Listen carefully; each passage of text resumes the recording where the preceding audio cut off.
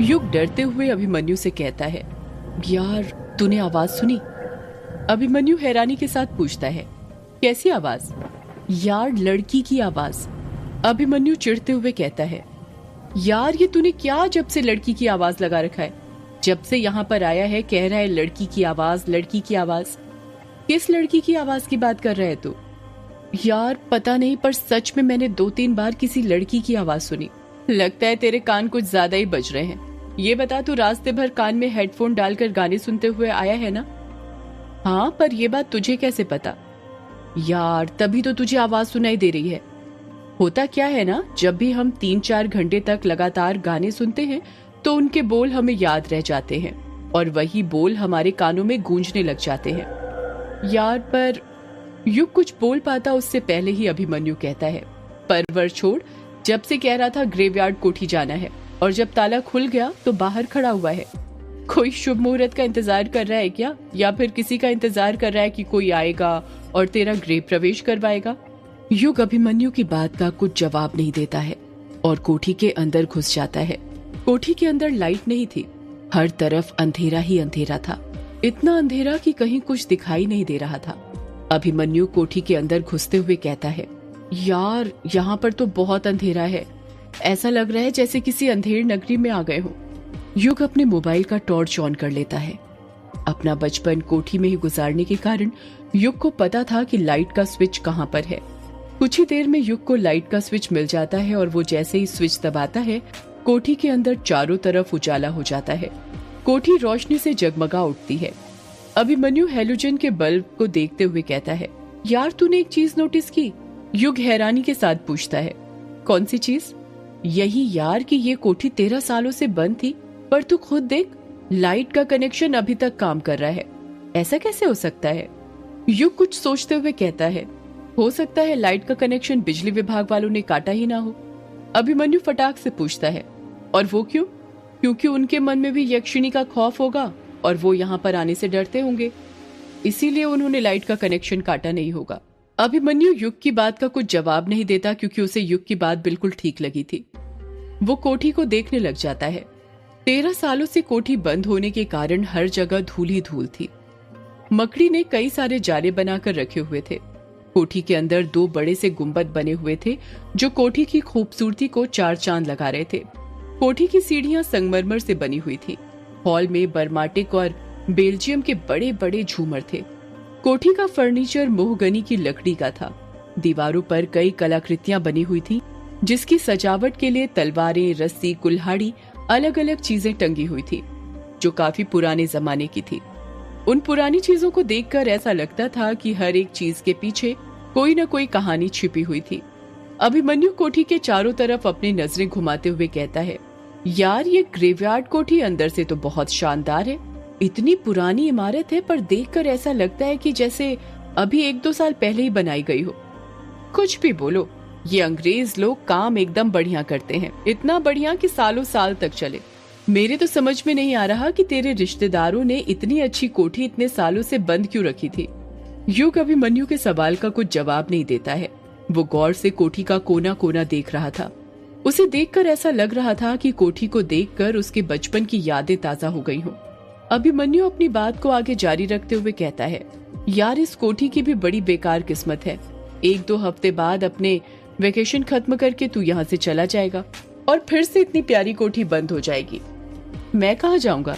अभिमन्यु फटाक से कहता है, अपने शहर बेंगलोर जहाँ पर तू रहता है, और कहाँ पर जाएगा? तू यहाँ पर अपनी छुट्टियां ही बिताने आए है ना? शहर से मन भर गया होगा तो। युग उदास चेहरा बनाते हुए कहता है, मैंने बेंगलोर छोड़ दिया है और अब मैं कहीं नहीं जाऊंगा, हमेशा यहीं पर रहूंगा। अभिमन्यु अपनी आंखें फाड़ते हुए कहता है, क्या कहा तूने? बेंगलोर छोड़ दिया है? पर क्यों? तू तो बेंगलोर में सेटल हो गया था ना? अंकल जी के शांत हो जाने के बाद 13 सालों से वहीं पर तो रह रहा है तू। तो अब ऐसा क्या हो गया कि तू अपना सब कुछ छोड़कर वापस अपने गांव आ गया?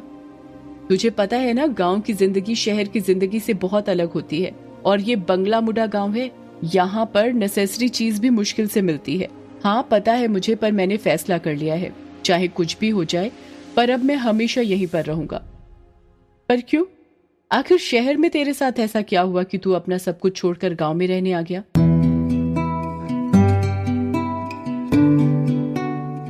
यार अभिमन्यु, देख, अभी ना मेरा तुझे कुछ भी बताने का बिल्कुल मूड नहीं है। मेरा सिर बहुत तेज दर्द हो रहा है। लंबा सफर करने के कारण नींद भी बहुत आ रही है, इसलिए सोने दे मुझे। मैं तुझे सुबह सब कुछ बताता हूँ ना। अभिमन्यु युग की हालत समझ जाता है और उदास चेहरा बनाते हुए कहता है, हाँ चल ठीक है, पर तू सोएगा कहाँ? कोठी में तो सब जगह धूल जमी हुई है। इतनी धूल पर सोएगा क्या? अभिमन्यु ने डाइनिंग टेबल पर फूंक मारते हुए कहा। युग अपने आसपास देखते हुए कहता है, लगता है कल सुबह उठकर सबसे पहले सफाई करनी पड़ेगी। खैर, रात गुजारने के लिए मेरे बैग में 2 ब्लैंकेट रखे हुए हैं। एक तू ले ले, एक मैं ले लेता हूँ, वही बिछाकर सो जाएंगे। फिर सुबह कुछ न कुछ तो कर ही लेंगे। हाँ ठीक है।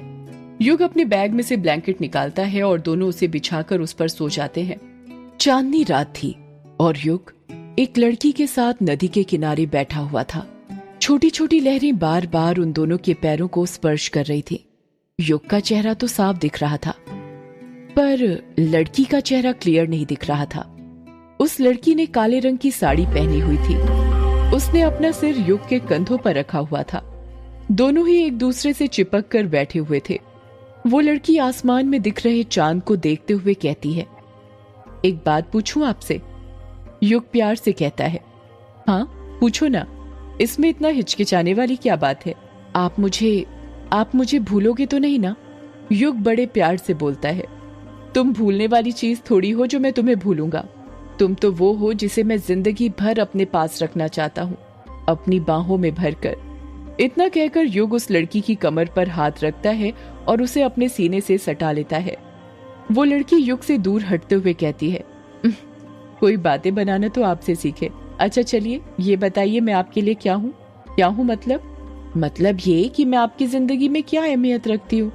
युग उस लड़की से मजाक करते हुए कहता है, तुम कुछ अहमियत नहीं रखती मेरी जिंदगी में। मेरी जिंदगी मुझसे है ना कि तुमसे। युग का जवाब सुनकर वो लड़की नाराज हो जाती है और मुंह फुलाते हुए कहती है, मतलब इतने दिनों से जो कुछ आप मेरे साथ कर रहे हैं वो सब दिखावा है। सब लड़के ना एक जैसे होते हैं। उन्हें लड़कियों से बस एक ही चीज चाहिए होती है और वो है उनका जिस्म। जहां आप लोगों का मतलब निकलता है, आप लोग हमसे मुंह फेर लेते हैं। इतना कहकर वो लड़की वहां से उठने लग जाती है। तभी युग उसका हाथ पकड़ते हुए कहता है, अरे तुम तो नाराज ही हो गई। मैं तो मजाक कर रहा था मेरी जान। तुम जानना चाहती थी ना कि मेरी जिंदगी में तुम्हारी क्या अहमियत है, तो अब गौर से सुनो। इतना कहकर युग उस लड़की को फिर से अपने पास बैठा लेता है और उसकी आंखों में देखते हुए कहता है, तुम मेरी जिंदगी की H2O हो। वो लड़की हैरानी के साथ कहती है, H2O हूँ? मतलब तुम मेरी जिंदगी का पानी हो जिसे पीकर मैं अपनी प्यास बुझाना चाहता हूँ। तुम मेरी जिंदगी की ऑक्सीजन हो जिसे मैं अपनी सांसों में भर कर जीना चाहता हूँ। इतना कहकर युग उस लड़की के करीब चला जाता है, इतने करीब कि अगर अब वो जरा सा भी आगे बढ़ता तो उसके होंठ उस लड़की के होंठ से टकरा जाते। वो लड़की एक लंबी आह भरते हुए कहती है, आप रुक क्यों गए? बोलते रहिए। तुम मेरी जिंदगी का वो हसीन ख्वाब हो जिसे मैं रोज देखता हूँ। तुम मेरी जिंदगी का वो सुकून हो जो मुझे तुम्हारी बाहों के सिवा कहीं और नहीं मिलता। तुम मेरी जिंदगी का वो हिस्सा हो जिसके बिना मैं कुछ नहीं। सच तो ये है कि मेरा तुम्हारे बिना कोई वजूद नहीं। युग को पता ही नहीं चल पाता कि कब बातें करते करते उसके होंठ उस लड़की के होंठों से टकरा जाते हैं। दोनों के होंठ चिपक गए थे, ठीक उसी तरह जिस तरह भंवरा फूल से चिपकता है। जब युग और वो लड़की एक दूसरे को स्पर्श करते हैं तो दोनों को अपने अपने बदन में एक कपकपी सी होती है और दोनों एक दूसरे को अपनी बाहों में भर लेते हैं। वो दोनों कब रेत पर लौट जाते हैं उन्हें पता ही नहीं चलता। उस लड़की की काली साड़ी में युग पूरी तरह गूंथ चुका था। कोई इस बात का अंदाजा ही नहीं लगा सकता था कि उस लड़की ने साड़ी भी पहनी हुई थी। ऐसा लग रहा था जैसे वो साड़ी एक चादर हो जिसमें वो दोनों समाये हुए थे। उस लड़की के बदन का एक एक अंग युग के अंग के साथ स्पर्श हो रहा था। दोनों एक दूसरे में समाहित हो गए थे। उन दोनों के रोम रोम में आग लगने लग गई थी। युग उस लड़की के बहुत करीब चला गया था, इतने करीब कि तेज तेज चल रही उस लड़की के दिल की धड़कनों को वो साफ साफ सुन पा रहा था। युग का मन ही नहीं कर रहा था उस लड़की के बदन को छोड़ने का। उसने अपने शरीर की पूरी ताकत लगाकर उसके बदन को अपनी बाहों में जकड़ा हुआ था। वो लड़की बड़ी हिम्मत से अपने हाथ छुड़ाते हुए युग को रेत पर लेटाती है और एक एक करके उसके शर्ट के बटन खोलने लग जाती है। युग अपने आप को उस लड़की को सौंप देता है और रेत पर ही लेटकर आहें भरने लग जाता है। वो लड़की युग के शर्ट के बटन खोल देती है और उसके माथे को चूमने लग जाती है। वो लड़की युग के माथे को चूमते हुए कहती है, आप मुझे भूलोगे तो नहीं ना? युग धीरे से कहता है, नहीं, मैं तुम्हें नहीं भूलूंगा, कभी नहीं। वो लड़की बार बार युग को चूमते हुए बस यही बोले जा रही थी, आप मुझे भूलोगे तो नहीं ना? और युग कहता, नहीं, कभी नहीं। युग के अंदर की गर्मी बढ़ती जा रही थी। वो युग के माथे को चूमने के बाद नीचे आने लग जाती है और उसके सीने को चूमने लगती है। युग के अंदर की उत्तेजना बढ़ते जा रही थी। उसका पूरा बदन पसीने से भीग चुका था। उसके माथे और बदन पर पसीने की बड़ी बड़ी बूंदें थीं। उसे अपने पूरे शरीर में गर्मी का एहसास होने लग जाता है। उसे ऐसा लग रहा था जैसे वो किसी आग में तप रहा हो। देखते ही देखते गर्मी इतनी बढ़ जाती है कि उसकी नींद टूट जाती है और वो अपने सपने में से बाहर आ जाता है। युग झटके के साथ उठते हुए कहता है, ओह माय गॉड, फिर वही सपना। इतना कहकर युग अपने माथे का पसीना पोंछने लग जाता है। उसका पूरा बदन पसीने से लथपथ हो गया था। युग खुद से कहता है, हे भगवान, ये क्या है? क्यों बार बार आप मुझे एक ही सपना दिखाते हो? और आखिर वो लड़की कौन है जिसके साथ मैं ये सब करता रहता हूँ? इतने करीब तो मैं आज तक अपनी जिंदगी में किसी लड़की के नहीं गया। कौन है वो लड़की? क्या संबंध है मेरा उसके साथ? यही सब सोचते हुए युग अपनी जगह पर खड़ा होता है।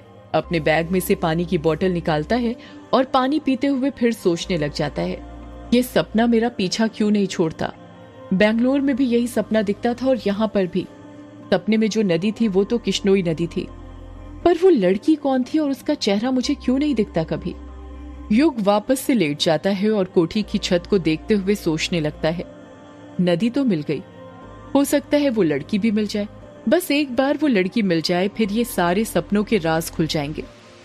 कुछ ना कुछ कनेक्शन तो जरूर है मेरा उस लड़की के साथ। ऐसे ही सपने नहीं आते, वो भी सेक्स वाले।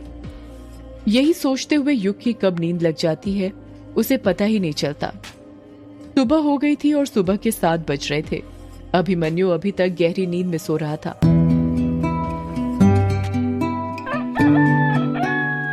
तभी मुर्गे के बाग देने की आवाज सुनाई देती है और अभिमन्यु की नींद खुल जाती है। अभिमन्यु उबासी लेते हुए अपनी आंख खोलता है और देखता है कि युग उससे पहले ही उठकर बैठा हुआ था और कुछ सोच रहा था। अभिमन्यु हैरानी के साथ कहता है, अरे युग, तू कब उठ गया और सुबह सुबह इतनी गहराई के साथ क्या सोचने लग गया? पहले तो युग के मन में आया कि वो उसे अपने सपने के बारे में बताया, पर फिर अगले ही पल उसने सोचा कहीं अभिमन्यु उसे पागल ना समझ ले, इसलिए उसने कहा, कुछ नहीं यार, बस ऐसे ही बैठा हुआ था। अभिमन्यु बात को बदलते हुए कहता है, वैसे तूने बताया नहीं। युग हैरानी के साथ पूछता है, क्या नहीं बताया? यही कि तूने बैंगलोर क्यों छोड़ दिया? तेरे यहाँ पर आने का मकसद क्या है? यार, मैंने बैंगलोर को नहीं छोड़ा, बल्कि बैंगलोर ने मुझे छोड़ दिया है। मतलब? मैं कुछ समझा नहीं, तू साफ साफ बताएगा क्या कहना चाहता है? मतलब ये कि मेरी बैंगलोर में जो जॉब थी वो चली गई। अभिमन्यु शॉक्ड होते हुए कहता है, क्या कहा? जॉब चली गई? पर कैसे? युग चुप रहता है, कुछ जवाब नहीं देता है। अभिमन्यु युग पर दबाव बनाते हुए पूछता है, अरे तू चुप क्यों है, बता ना, आखिर तेरी जॉब कैसे चली गई? युग लंबी सांस लेते हुए कहता है, मुझे कंपनी ज्वाइन किए हुए 1 साल ही हुआ था। सब कुछ ठीक चल रहा था, ऐसा लग रहा था कि लाइफ सेट हो गई और इसी कंपनी में फ्यूचर सेट हो जाएगा। पर जैसा हम सोचते हैं वैसा होता कहाँ है? होता भी कैसे? अगर जिंदगी में सब चीजें हमारे मुताबिक होने लगे तो उसे जिंदगी नहीं, कोई फिल्म की कहानी कहते हैं। अभिमन्यु बीच में ही युग को टोकते हुए कहता है, यार तू बातें घुमा मत, सीधे सीधे बता हुआ क्या था? युग अपनी बात को आगे जारी रखते हुए कहता है, सब कुछ ठीक ही चल रहा था कि तभी हम लोगों को बताया गया कि कंपनी लॉस में चल रही है, जिस कारण कंपनी की फाइनेंशियल कंडीशन खराब हो गई थी। फाइनेंशियल कंडीशन से उभरने के लिए कंपनी ने 50 एम्प्लॉयज को निकालने का फैसला किया था और जब लिस्ट आई तो उस लिस्ट में मेरा भी नाम था। पर ऐसे कैसे? तुझे कैसे निकाल दिया? तेरा तो कैंपस सिलेक्शन हुआ था ना, और पैकेज भी अच्छा था। हाँ, पर तुझे पता है मेरी फील्ड इलेक्ट्रिकल और इलेक्ट्रॉनिक्स की थी, पर साले काम कोडिंग का कराते थे, पूरा घिस कर रख देते थे, इतना परेशान करते थे कि आप खुद जॉब छोड़ दें या फिर खराब परफॉर्मेंस की वजह से आपको वो खुद निकाल दें। तुझे पता है ये कंपनी और कॉलेज वालों के बीच एक बहुत बड़ी सेटिंग होती है। क्या कहा? सेटिंग होती है? कैसी सेटिंग? देख, मैं बताता हूँ। कंपनियां हर साल कॉलेज में आती हैं, जिससे कॉलेज का नाम होता है, और हर साल नए एडमिशन होते हैं। पर क्या कभी तूने ये सोचा है कि जो कंपनियां आती हैं और हर साल कभी 100 तो कभी 200 स्टूडेंट्स का सिलेक्शन करती हैं, उनको किन की जगह पर रखा जाता है? किन की जगह पर? उन एम्प्लॉयज की जगह पर जिनको पिछले साल कैंपस सिलेक्शन करके लाया गया था। यही सिलसिला चलता जाता है और कॉलेज और कंपनियों वालों का धंधा चलता रहता है। पर साले ये नहीं सोचते कि जिनको उन्होंने जॉब से निकाल दिया उनका तो एक साल खराब हो गया ना। वो तो इसी उम्मीद से थे कि अब पूरी जिंदगी उन्हें कंपनी के साथ काम करना है। चल ये सब तो ठीक है, इसमें कॉलेज और कंपनी वालों का दोष था, तेरी बात समझ रहा हूँ मैं। पर फिर तूने दूसरी कंपनी में कोई जॉब के लिए अप्लाई क्यों नहीं किया? ऐसा तो था नहीं कि दुनिया में बस एक ही कंपनी है और तू गवर्नमेंट जॉब के लिए भी तो ट्राई कर सकता था ना। तुझे क्या लगता है मैं बेवकूफ हूँ? पिछले 1.5 साल से दोनों जगह ट्राई ही तो कर रहा हूँ, पर कुछ हो ही नहीं रहा। जॉब हलवा थोड़ी है कि यूं मिल जाए, मिलती भी है तो काम की नहीं मिलती, ऊपर से पेमेंट कम। मतलब ये कि तुझे जॉब से 1.5 साल पहले निकाल दिया गया है। हाँ, पिछले 1.5 साल से जॉब ढूंढ रहा हूँ और जॉब पाने के लिए कोचिंग भी ज्वाइन की, पर कुछ काम नहीं आया, बल्कि उसी चक्कर में सारी सेविंग भी खत्म हो गई।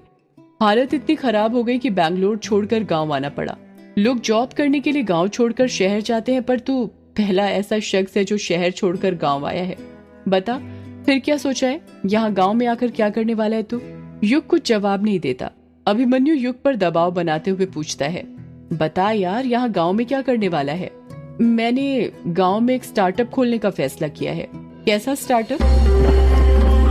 सदियों से है पुरानी, ये है यक्षिणी की कहानी। यक्षिणी एक आग है, यक्षिणी तेरा ख्वाब है।